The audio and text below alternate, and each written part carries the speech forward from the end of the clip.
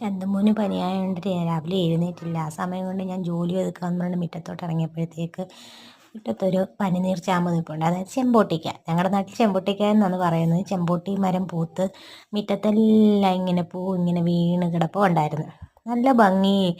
ശരിക്കും പറഞ്ഞ ഒരു നൊസ്റ്റാൾജിക് ഫീലുണ്ടായി. പണ്ട് കിഴക്കേ വീട്ടിൽ പോയി പെറുക്കി ഇത് കഴിക്കുന്നതും ഒക്കെ. പിന്നെ കുറേ തുണിയൊക്കെ കഴുകാനുണ്ടായിരുന്നു. തുണിയൊക്കെ കഴുകിയിട്ടു. തുണിയൊക്കെ കഴുകിയിട്ടതിന് ശേഷം മുറ്റം തൂക്കാൻ വേണ്ടിയിട്ട് അങ്ങോട്ട് നോക്കിയപ്പോഴാണ് ഇവിടെ വരുന്ന ഒരു അലവലാതി പൂച്ചയാണ് കിടക്കുന്നത്. ജനലോ കതവോ തുറന്നിട്ട് ഉടനെ അകത്ത് കയറും. പിന്നെ ജോലിയൊക്കെ ഒതുക്കി വൈകുന്നേരം ആയപ്പോഴത്തേക്ക് അപ്പ വന്നു. അപ്പായും ഞാനും കുഞ്ഞും കൂടെ ചപ്പാത്തിയൊക്കെ ഉണ്ടാക്കി. ചപ്പാത്തി മുട്ടക്കറിയായിരുന്നു. പിന്നെ ചന്തമുമ്പ് പോയി ബുക്കൊക്കെ എടുത്തുകൊണ്ട് വെച്ച് എന്തൊക്കെയോ വായിച്ച് പഠിക്കുന്നത് കണ്ട്.